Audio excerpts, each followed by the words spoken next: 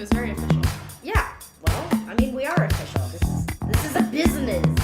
It's a business. It's a business.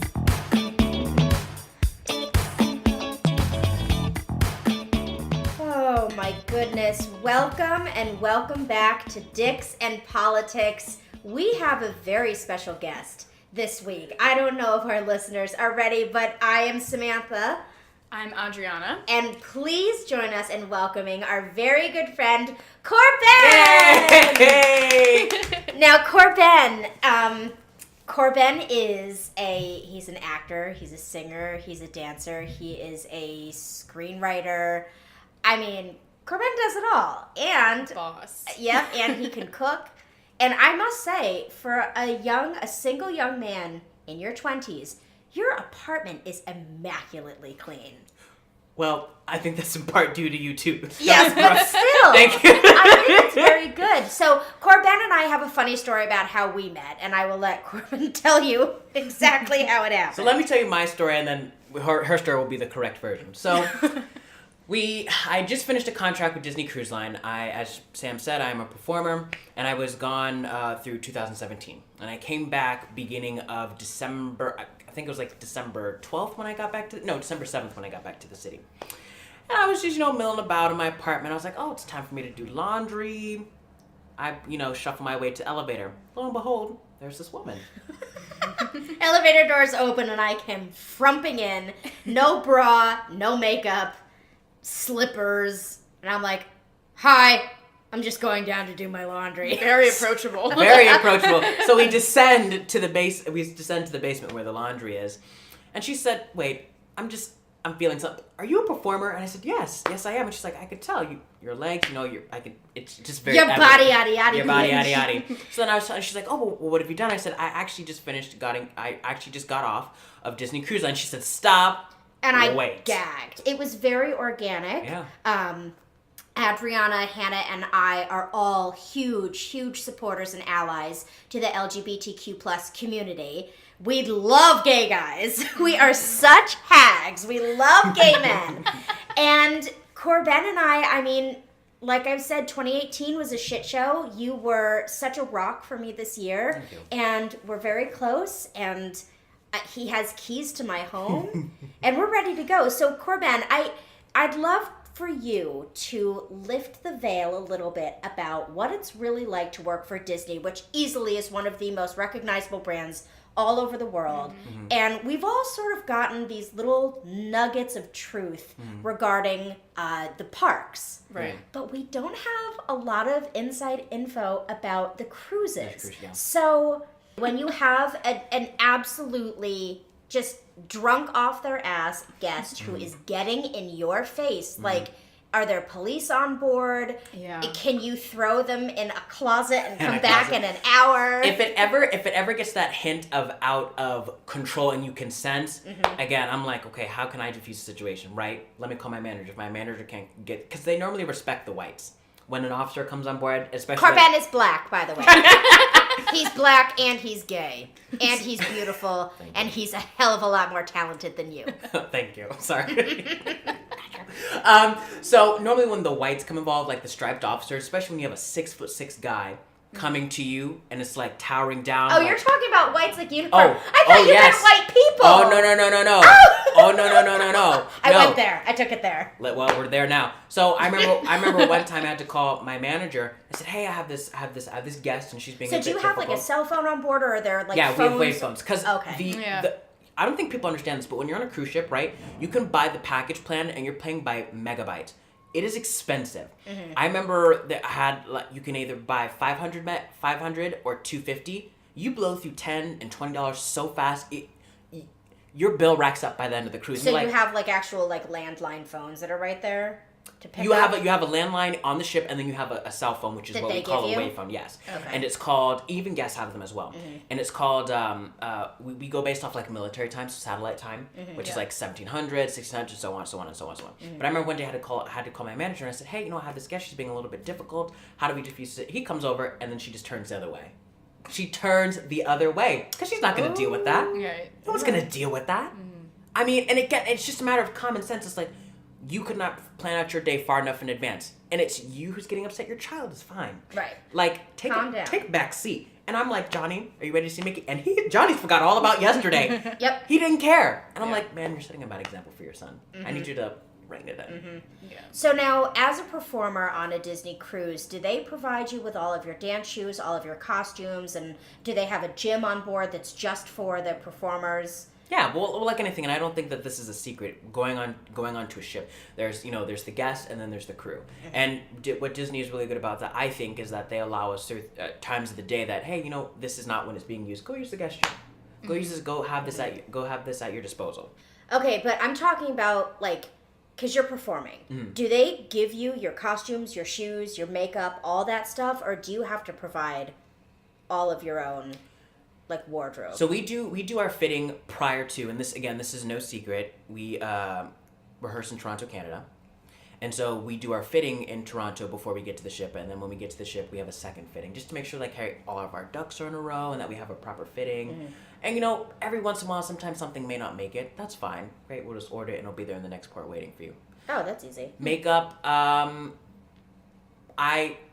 think. Do you do your own makeup, or do you have, like, especially for the women, do they have makeup artists for the performers, or are the performers expected to do all their own hair and makeup? So coming from theater, you are expected to have it yourself. But I mean, every once in a while, you may have the Cosmo team, and if you are, like, say, a principal track, and, like, let's say if something's you have What's a really principal? quick Tell people what a principal track is. Principal track meaning, like, you're a Broadway guest artist, or if you're Elsa and Disney's Frozen, a musical spectacular. So in theater, like, you have the principal actors, which are usually, like, the main characters, and then you have the ensemble, which are all the people that are fabulously dancing around in the background, supporting the scene, vocals and whatnot. Yeah, but no, we provide our own.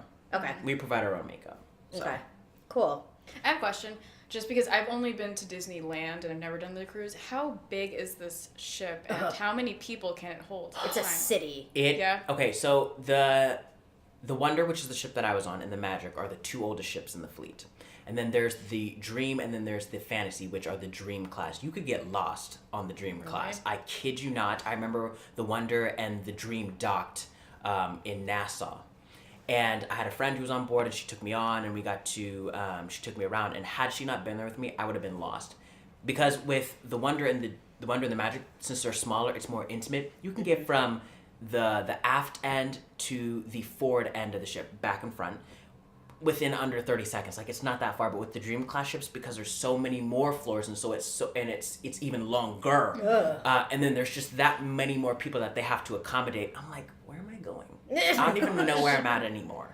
What happens when people get sick? And I'm talking, like, Violently sick? Is there a hospital? Are there doctors? Are there nurses? Yeah, so every ship has, whether it be in the fleet or, Royal Caribbean or Norwegian or Holland America, they have a medical bay. And a lot of people, because they may not fare well with the water, we have, like, seasickness pills. But even then, what any ship is really big on is washing your hands, because germs spread a lot faster on a ship than how it would in New York City, which is hard to believe. Which is very hard to believe, because New York's gross. Because you're so close. Yeah, true. And I do mean so close. Yeah. I mean, even, like, a sneeze, it's like, no ma'am. dial 36. And if you have been on a ship, you know exactly what that number means. Because, I mean, sometimes the diarrhea is bad. Yeah. And whether it be you vomiting or whether, again, out your butt, out your bottom, out your ass, it's not healthy. So then you get quarantined, and then you have to make sure that you are properly what's the word I'm looking for? Whether it be healed up or recovered. Yeah, recovered. Because if these you are things out, that if you it'll go spread. out, it'll spread, and these are things that ships are really good about, but they have to report this every time. Tell us. Go ahead. The story that still makes me laugh is, tell us a story about the time you got really, really seasick and then had to wake up the next day and keep on going and say my favorite phrase of yours.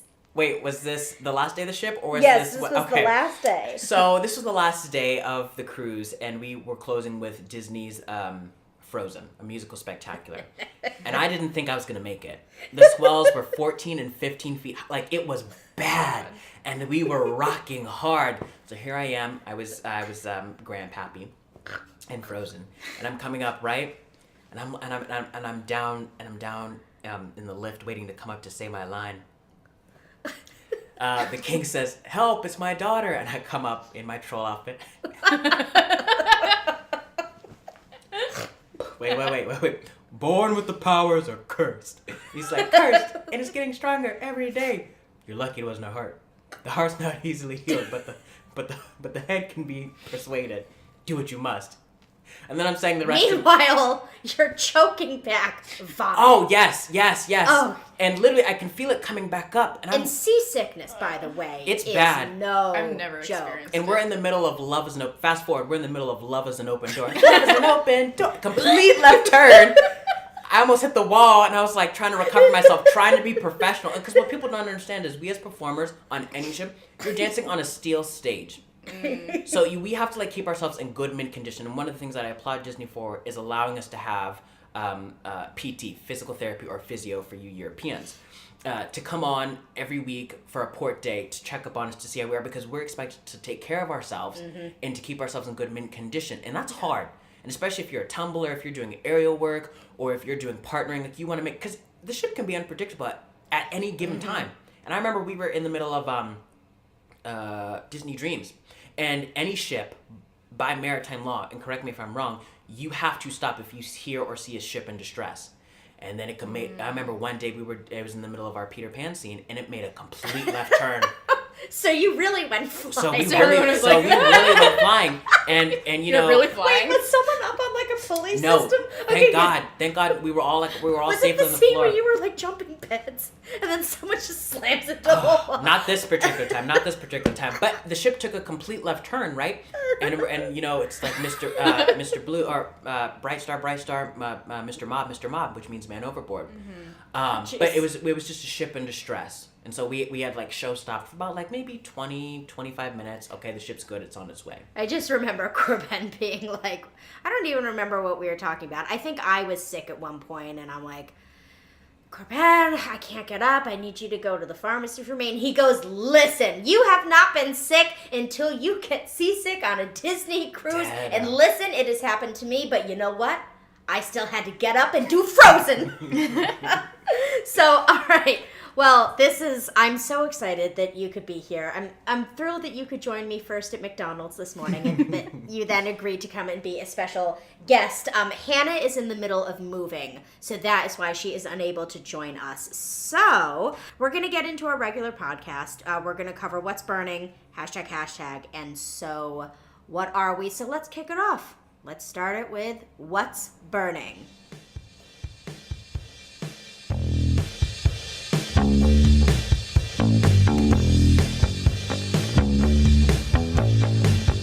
So, I think all of us are very conscientious of keeping our planet as healthy as we possibly can, which a lot of people wouldn't expect, but in New York City, it's actually easier than people would realize. The sanitation program here in New York is amazing, and there's places where you can go compost every single week. I have, like I've said before, 3 garbage cans in my house, but there was an article that was put out by I think it was the New York Times, talking about the greenhouse gas emission surge.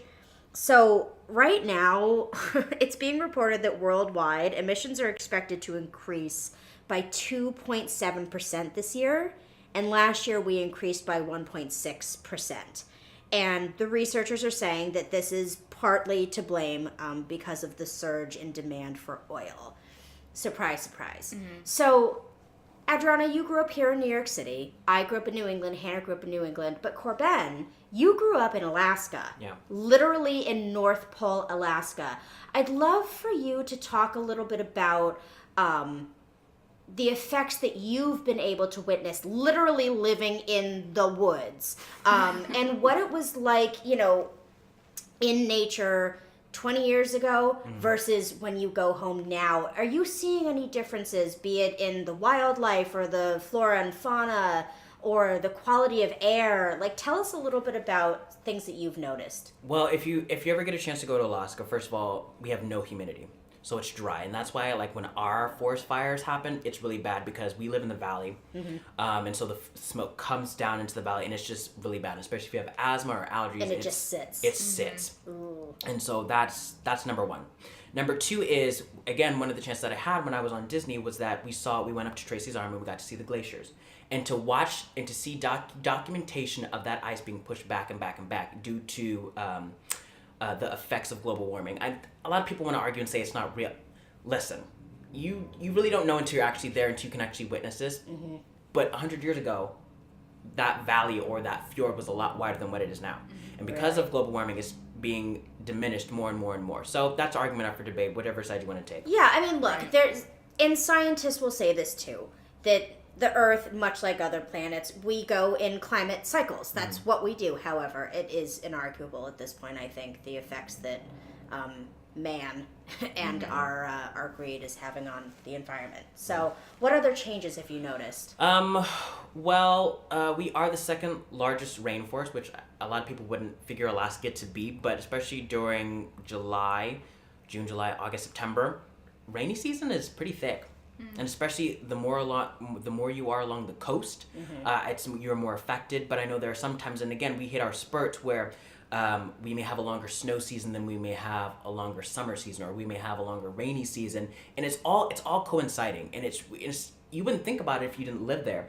But I remember back in 2007, we had snow till the end of May, which is very rare for us, very rare. And then to tack on that even further, because you had asked me earlier, what's it like now and what's the population like? 70% of Alaska is wildlife. That's why our population will never be any bigger than it is now.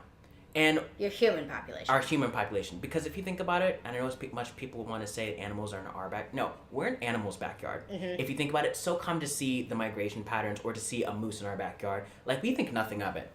For a guest, they may lose their living mind. I mean, and that's pretty generous for us because we live in a town, so we only ever get moose. But if you get out maybe a little bit more up north, whether it be a wolf or a bear, or do we get mountain lions? Maybe occasionally if they migrate from Canada. Oh my gosh. Maybe if they feel like it. Maybe if they feel like it. How has global warming affected your fishing? Our fishing. That's a good... Because, so in episode, 2 or 3, we were talking about Maine just completely banned all shrimp farming because shrimp, as it is, are really slow to reproduce, but because of how warm the water is, if we keep farming at the rate that we had been, there would be no more shrimp. And scientists are arguing now that maybe we have farmed it to the point where they may not be able to recover. So, are there fishermen that live in your town? Are people losing jobs? Talk to us a little bit about that. Well, it's interesting to say that because I do remember that episode. So if you look at and again, correct me if I'm wrong, but if you look at the migration pattern for our salmon, per se, let's say, 60 years ago, 70 years ago, they were a lot more big, massive than what they were, because now they're so small. Really? They are small by comparison to what they were in 63. So how big were they back then? Like 3 feet?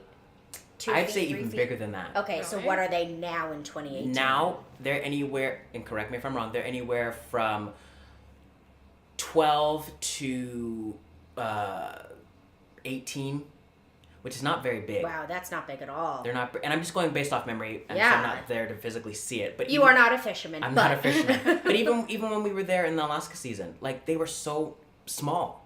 Which baffles my mind because my godfather, he loves to fish and he goes down to Valdez every summer, and there's pictures of him back in -- and 73, like holding these fish. They're massive. Wow. They're huge. But I think you're right. There is something to be said for we have exhausted their population down to a point where it's no longer bearable for us. It's not even worth it. Yeah.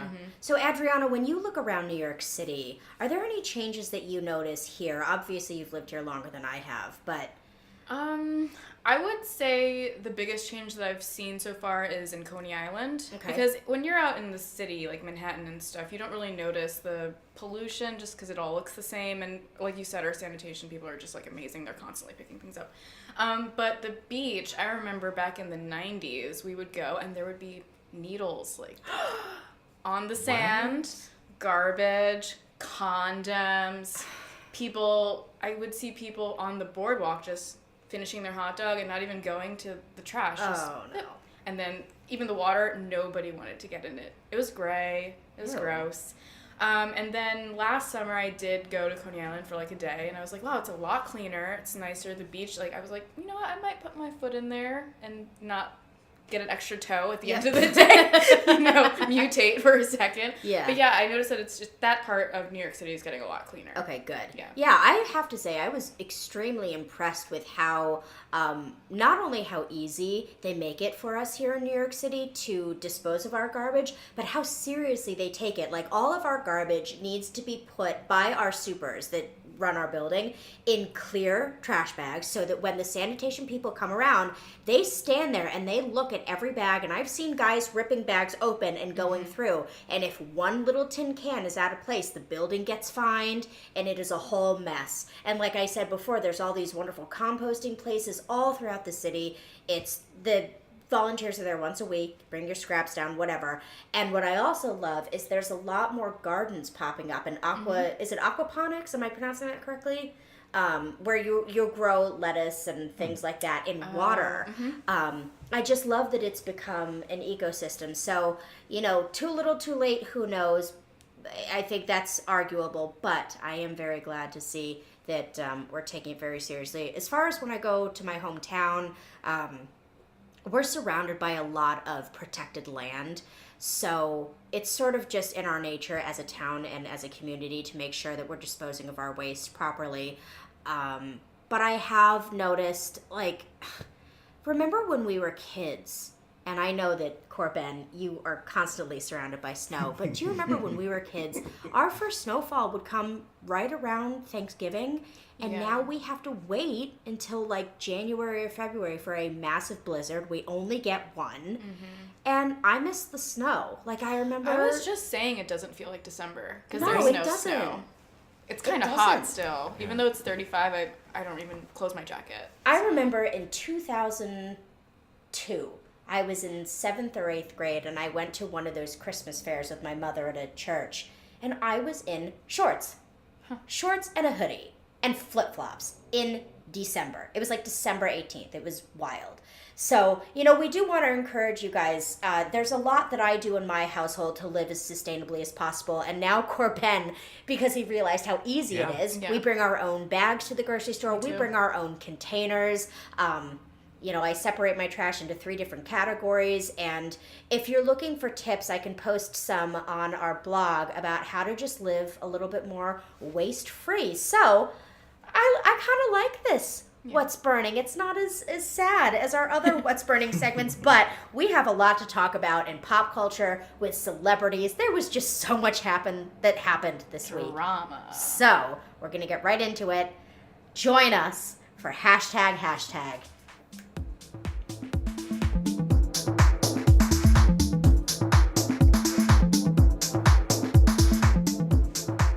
So, poor Pete Davidson. Poor Pete. And I'm not, like, being rude. I seriously mean poor Pete Davidson.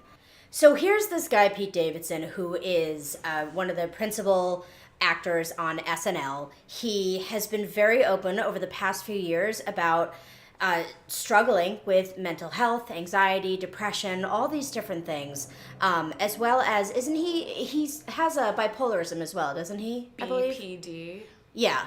And so he's been very open and honest about this, and so people were kind of thinking, all right, you know what, not only is this guy really funny, and he's very open and honest, hey, that's great.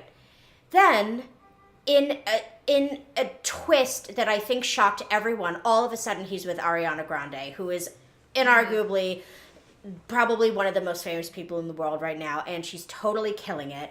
So they have this whirlwind romance, they get engaged, and then they break off their engagement. Now, for whatever reason, Ariana Grande's fans decided to just go after Pete. Even though she was the one that left him, they're attacking Pete. So he did release a statement on Instagram this week, which Adriana is going to read to you, and Ariana responded. Okay, so Pete Davidson said, "I've kept my mouth shut, never mentioned any names, never said a word about anyone or anything.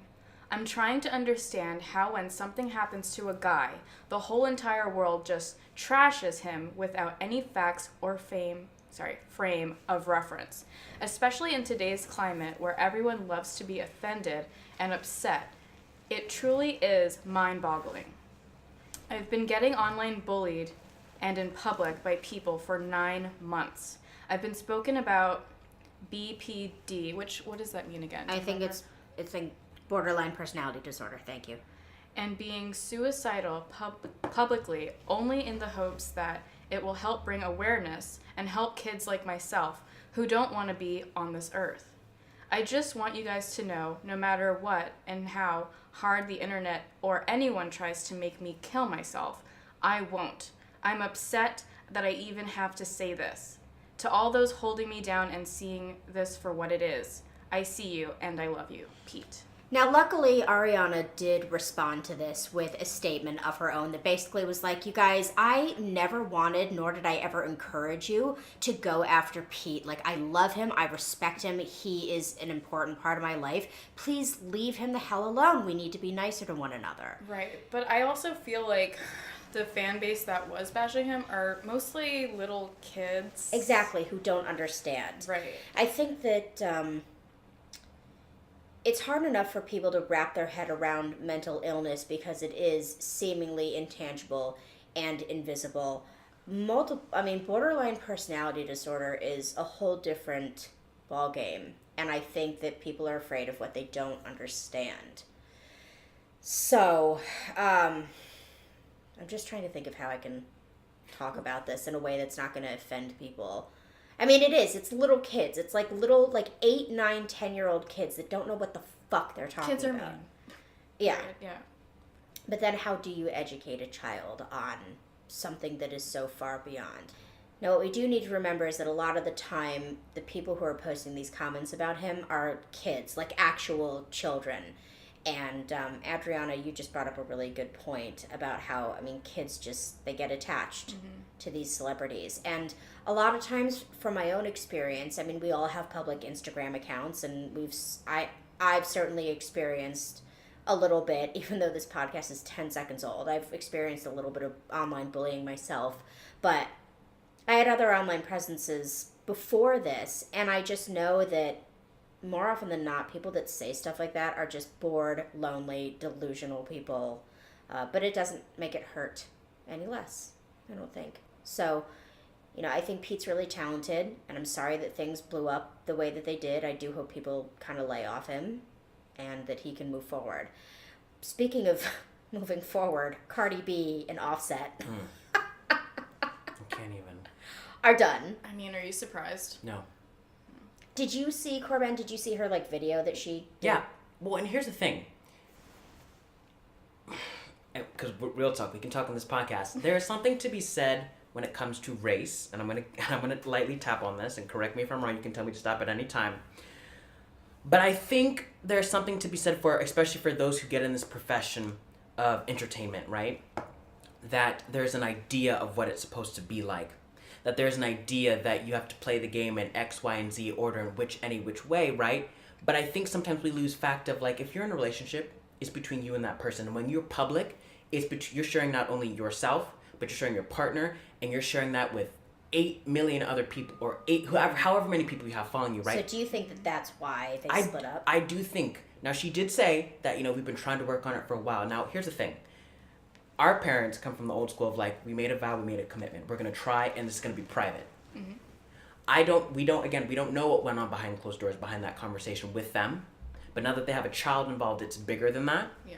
So they owe it to the child to be on their best behavior, to really make sure that they, gung-ho respect each other, not only in public, but also in private. Mm-hmm.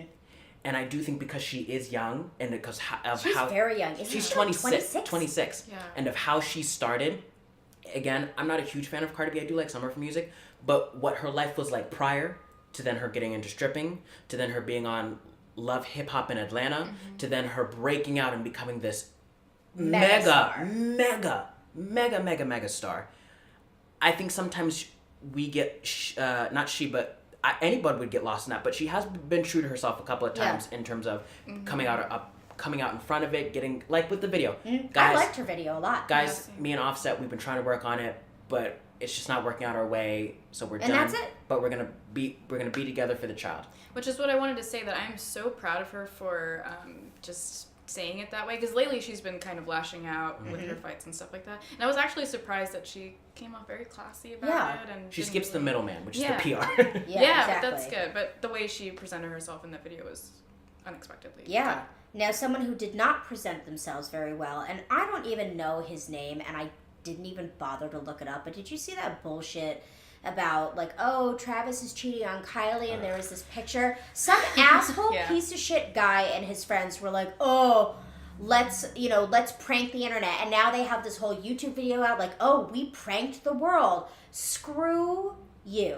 They were trying to copy another prank that just happened with the guy that looks like Justin Bieber, and he's eating a burrito the wrong way or whatever, like in the middle. So they were trying to mimic that. Stupid. Well, something that was not stupid was Ariana Grande was officially awarded the 2018 Billboard Woman of the Year award, and it was presented to her by Miss Patti LaBelle herself.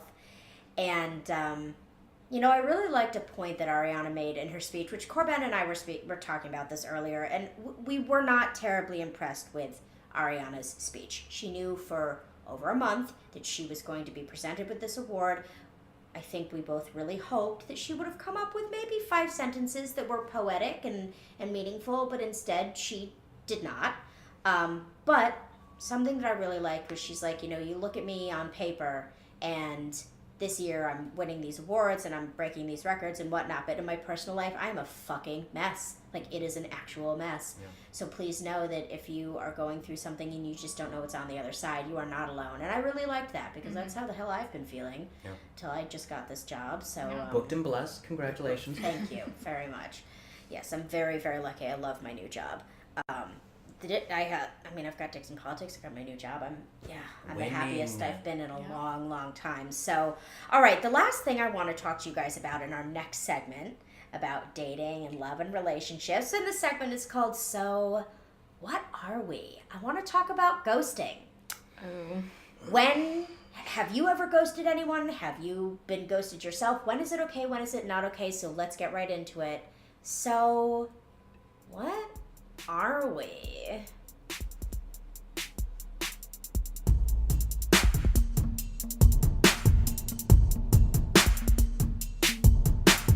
Now, ghosting. I feel like this became really big to talk. It's been going on forever, but I feel like people really started talking about it last year, and it continued into this year. So, Adriana, let's start with you. Oh, God. Have you ever been ghosted? 99% of the time, yes, I've been ghosted. Okay. And have you ever ghosted someone? 99% of the time, yes, I've ghosted. Yes. You give what you get, and you get what you give. Okay. So talk to us about, like, in your opinion, I want to do 2 things. I want you to talk about the one time that you got ghosted where you actually were like, yeah, I saw that coming, and then the one time where you were like, what the fuck? Well, I actually didn't see any of them coming. Okay. Because, not to toot my own horn, but I think I'm great. Mm-hmm. So when people ghost me, I'm kind of like, what the fuck? Like, what did I do? And I literally, I sit there and I think, I'm like, did I smell that day? Was my hair fucked up? Mm-hmm. Did I say something kind of too clingy sounding? And then I'm like, no, fuck that, because I am me. So, I'd never expect anyone to ghost me. Mm-hmm. So tell me about a time when you ghosted someone then. Who was it, and why did you ghost him? I'm trying to pick from my many suitors. So tell me the one that you feel the most bad about, and the one you're like, I 100% made the right choice. Okay. So the one that I feel the most bad about, I hope he's listening, because I'm actually really sorry. This guy I met online, actually every single guy that I'm about to talk about, I've met online. Okay. He was amazing over the phone before we met. He sounded sexy, and he was nice and not weird. But then I met him, and then I was just like, he's not my type. Oh, no. He didn't even have to say anything. He just had to stand there and breathe, and I was like, this isn't going to work. But then I said, I'm a really nice person. I'm going to give him a chance. We went out bowling. It was really nice. He offered to pay for everything. I was like, okay. But, I felt very, like a friend to him. Awkward, yeah. Right. So I told him that right after the date. Because I didn't want him to feel like I was leading him on or anything. Or even to ask me on a second date. Because I would feel even worse just being like, no after that. So then he just... Did he not get the hint? He did at first. He was nice about it, and then he called me a bitch. Oh, jeez. And I've actually never been called a bitch, like, when someone really meant it. So I was kind of like, oh, shit.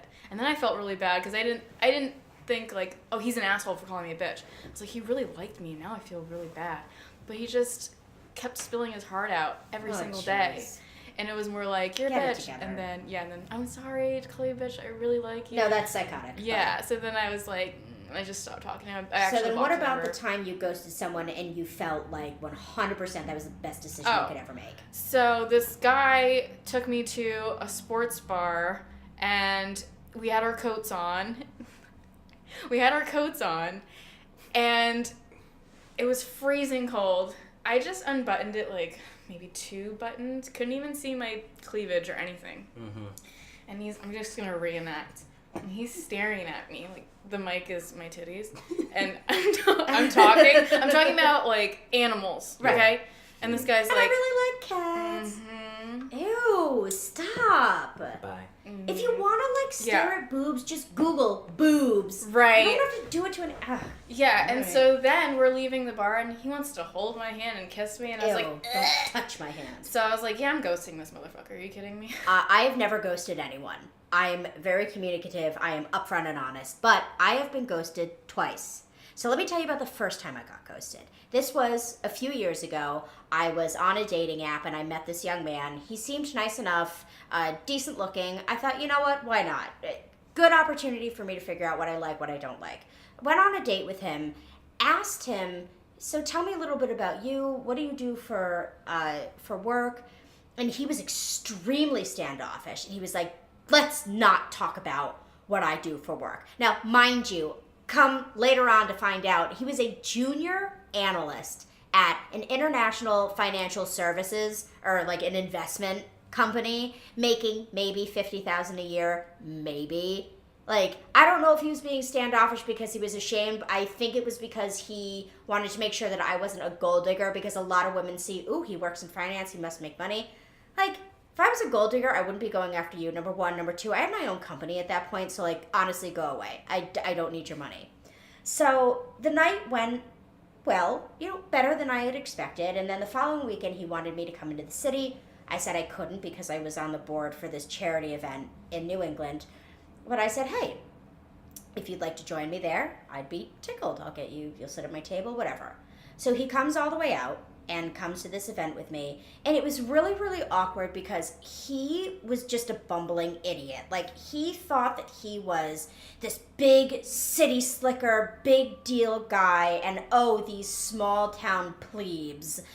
Little does he know, the reason why all those people are not living in the city anymore is because they're literally running billion-dollar companies here in New York City from their homes in New England, and they don't need to live here anymore. Plus, where are they going to put their yacht in New York City? Right. Yeah, bye. Goodbye.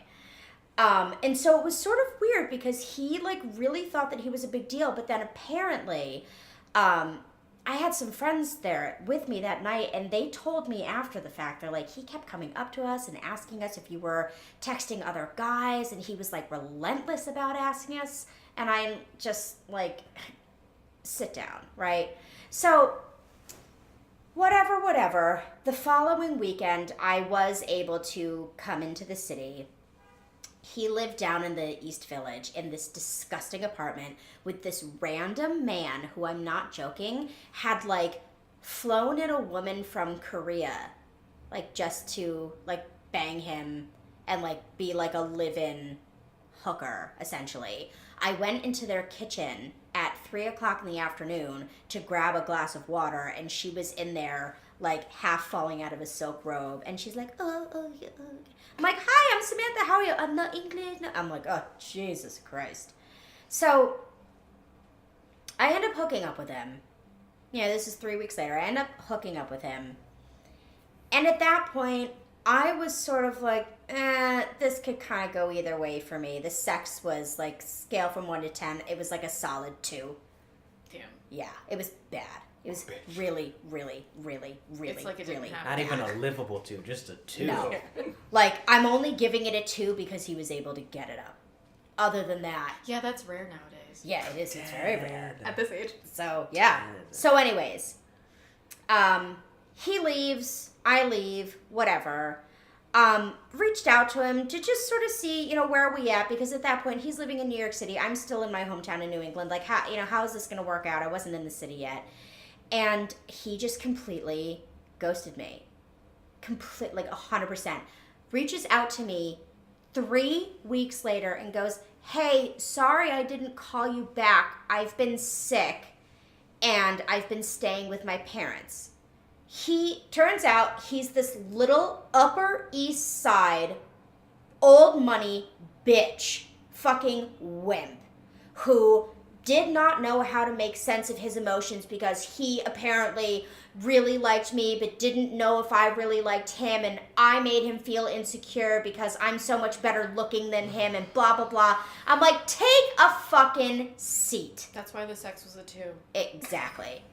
When is it acceptable to ghost someone? I think when people are sending you unsolicited, like, nude photos. Yeah. When you feel someone might be violent or dangerous, or untrustworthy, because they could potentially really hurt you. I think that's okay. And ghosting, I'm talking like blocking them everywhere, just never speaking to them again. Yeah. Yeah, like reporting them kind on of whatever like my app. first guy. That, like, I only ghosted him for a good reason. I just felt so uncomfortable after a while. He just kept messaging me over and over. So I kind of had to. Yeah. And you just never know. I don't know.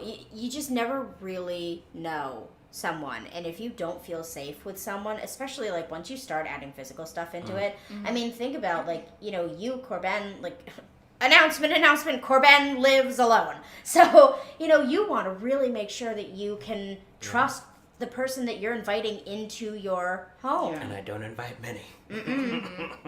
I'm invited into your home though. Well, no, and just to tackle what you're saying, it's like, where do you draw the line when someone is clearly not picking up the message? I won't go too much into it, but there's this producer man on Broadway. And for one of many... This guy was nuts. Wait, buckle up, everyone. Okay. This is a good story. We got time. I'll narrow this down to like 30 seconds. Long story short, and I do mean long story short, we had met. This was when I was doing Sister Act. He messaged me on Grindr. Like, hey, are you into X, Y, and Z? I said, sure, why not? Let's give it a go. He comes to my place. We have drinks. It's down. He said, oh, have you seen this production and this production? I'm a producer and I do this. I said, oh, okay, wow. He's like, nice conversation all night, but CorBen made it very, very clear from the jump. Exactly. I told him that, I'm not looking for a relationship. And that was not registering. And at first he was like, oh, yeah, okay, that's fine. Like, I'll change your mind. And you were like, no, bitch, but really, like, I am not looking for a relationship. I'm happy to see where this goes, but this is not going to turn into a relationship now or anytime soon. And by soon, I mean within the next 5 years. And, I mean, he was away on a trip. And he sends CorBen this message and goes, are you thinking of me? And CorBen, meanwhile, he's like massaging his feet, trying to take a shower, trying to make himself dinner. He's literally in a freaking off-Broadway production of a show. Like, no, bitch, I'm not thinking of you. No. So CorBen comes over to me and says, this is what's happening. I said, CorBen, let me tell you something. This is the tea, all right? Men that are in that kind of a position of power, who make that kind of money, they can either go one of two ways. It is very black and white. They are either going to be understanding, sane, communicative, and reasonable, or they're going to be so entitled that when they don't get what they want, how they want it, when they want it, they will flip on you. It is like a light comes on and you are looking at someone that you do not recognize. I have a feeling that this guy could be exactly that. What you need to do is send him a voice memo, not a text, but a voice memo so he can hear the tone of your voice, because everything gets scribbly over text. Yeah. And you need to say to him, what did I tell you to say? She said, don't say just or that I think. Just be firm and in command. Said, hey, listen, I appreciate the time we had, but again, this is not what I'm looking for. This is what I'm focused on doing, and I cannot do I cannot give what you're asking. I wish you the best, and I hope that we can end things on a professional note. Bye. He texts CorBen back and basically is like, LOL, whatever, you're an asshole, blah, blah, blah. A week later, hey, sorry about that. You know, I was on a trip, you caught me off guard, and CorBen was like, okay, great, glad, thank you, glad we're on the same page, wish you all the best, and hey, look, I liked that you said this, if our paths cross again as friends or professionally, I would be delighted, but I really appreciate that you're in agreement that we can draw this boundary, that we can draw this line.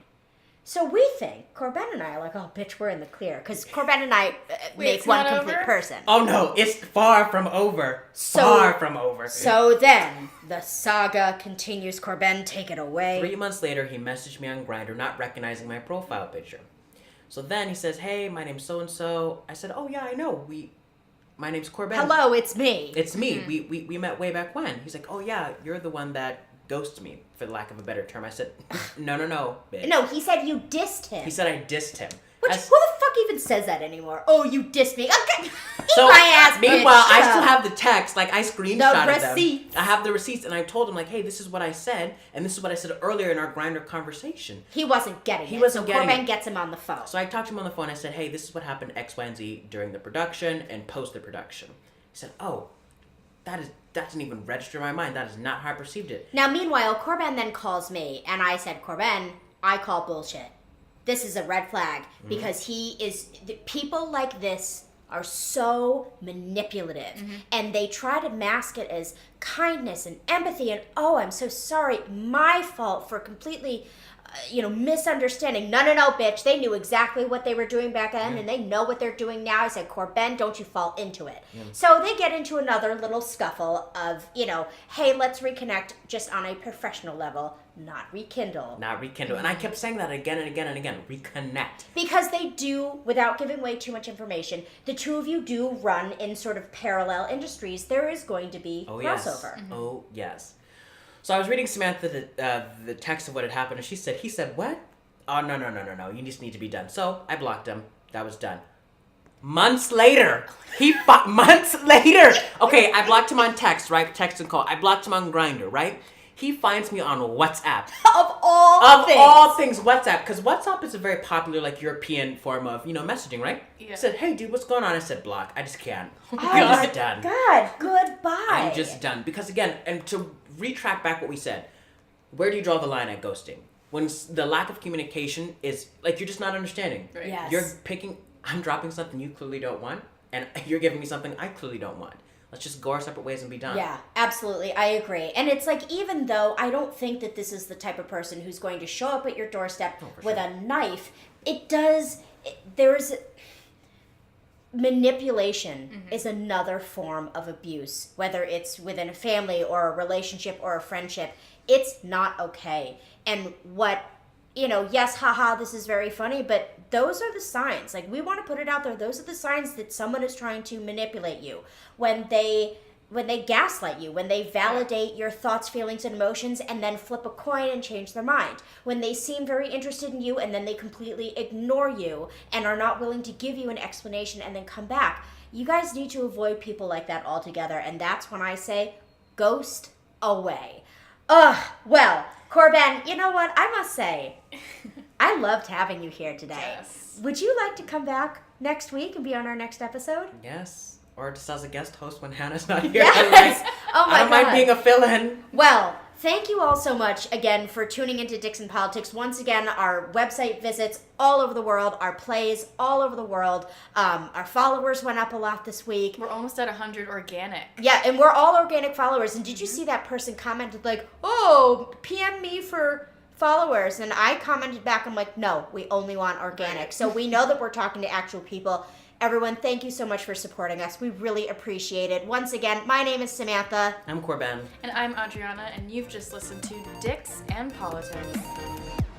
Thank you for listening to Dicks and Politics. Digestible and unfiltered content about men, money, and moments. New episodes every Wednesday. Don't forget to subscribe.